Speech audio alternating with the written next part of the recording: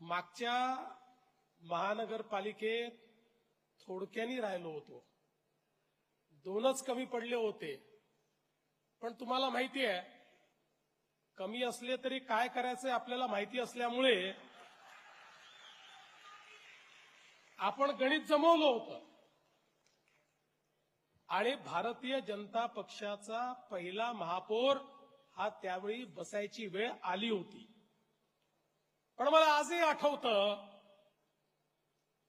की मला फोन आला, एकनाथराव शिंदेजी जे आता आपले सहकारी आहेत आणि मिलिंद नार्वेकर यांचा फोन आला आणि ते म्हणाले, देवेंद्रजी आमची तुम्हाला विनंती आहे, आपली महायुती आहे,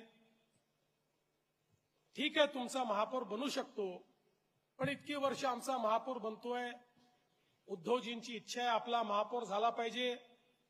उद्धवजी खूप नर्वस झाले आहेत, ते खूप नाराज झाले आहेत.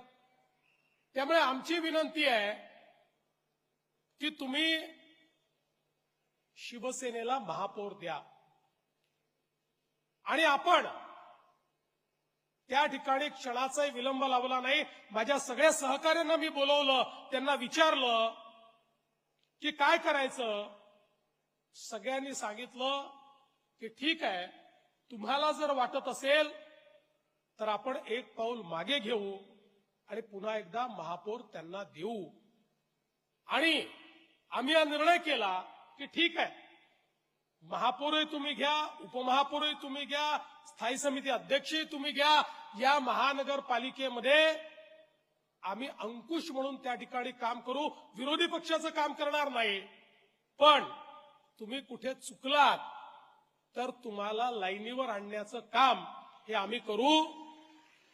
आणि आपल्या हाती असलेला महापौर हा आपण शिवसेनेला, म्हणजे तेव्हाच्या शिवसेनेला, उद्धवजींच्या शिवसेनेला त्यावेळी देऊन टाकला. आपण तर मन मोठं दाखवलं, आपल्याला वाटलं मित्राकरता कधी बलिदानही करावं लागतं, ते आपण केलं.